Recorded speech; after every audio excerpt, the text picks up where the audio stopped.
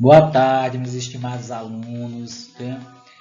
Estou aqui, é o professor Mames, com mais um encontro com a história, né? Para atender esse momento que é desafiador para todos, né? Nosso material vai ser uma aula virtual, uma aula que vocês possam acompanhar minha fala e o desenvolvimento de tudo que a gente vai ver nessa unidade. Então, nessa unidade 2, né, a gente vai ver um pouco sobre o Renascimento e as reformas religiosas. Né? A gente vai entrar no tema 1, que é o humanismo, uma nova visão de mundo. Depois eu vou estar repassando para vocês o Renascimento nas ciências e nas artes.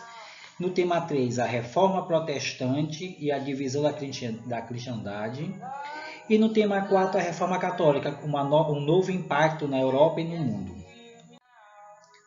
Como eu falei para vocês, a gente vai começar passo a passo. Primeiro, vamos entrar nesse tema 1, o humanismo, uma nova visão de mundo.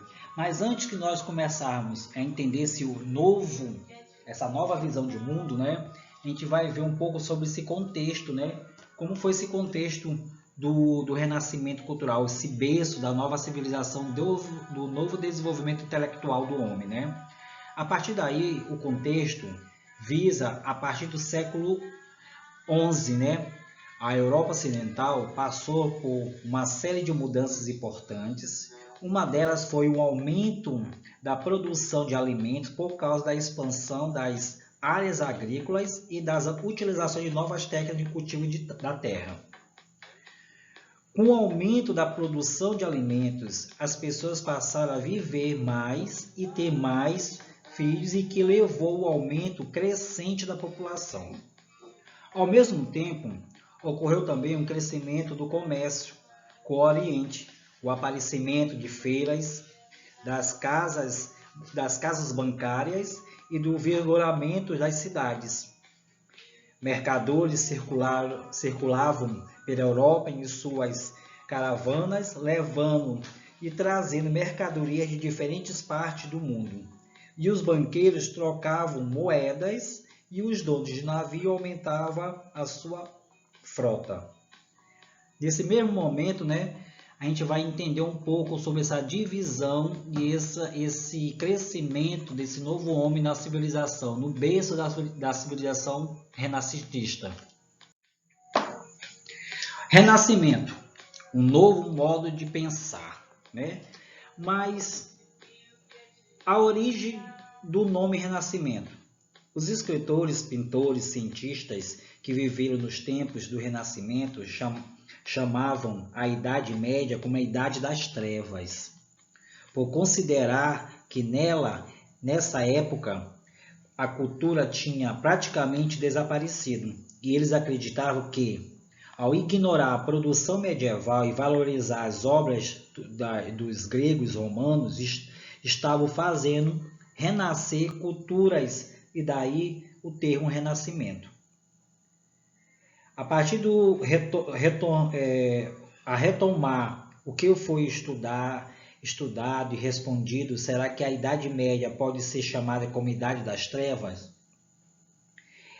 O Renascimento, ela predominou pensadores, né, ao longo dos tempos para organizar, né, suas críticas à questão, né, da Igreja Católica.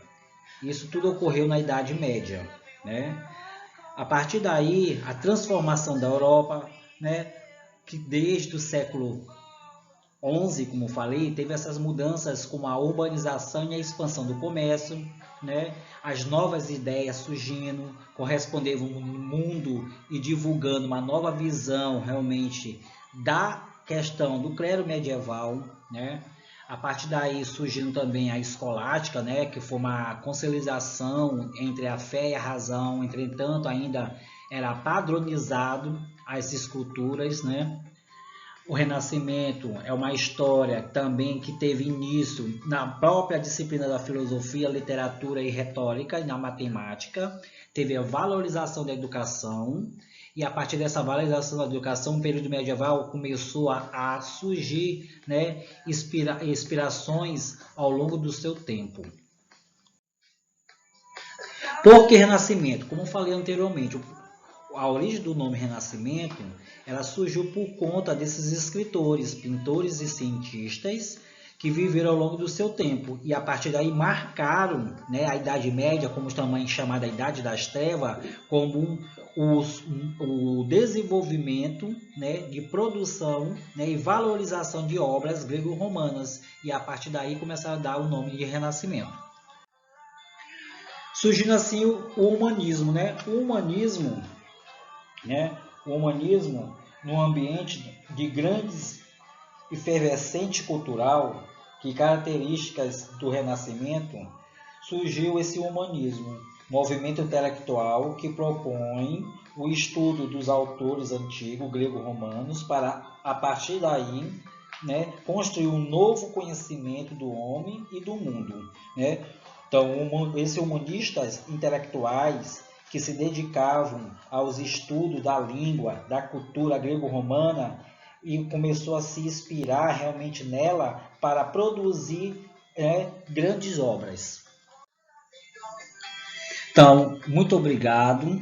Isso aí foi uma pequena parcela do tema 1, né? Que a gente começou já a dar esses primeiros passos na unidade 2, né? Na próxima aula a gente vai ver o tema 2. No final desse slide do tema 1 tem uma atividade que vocês vão fazer, né? Lá também tem o valor dessa atividade que eu vou receber na próxima aula de História, que a gente vai começar a entrar no tema 2.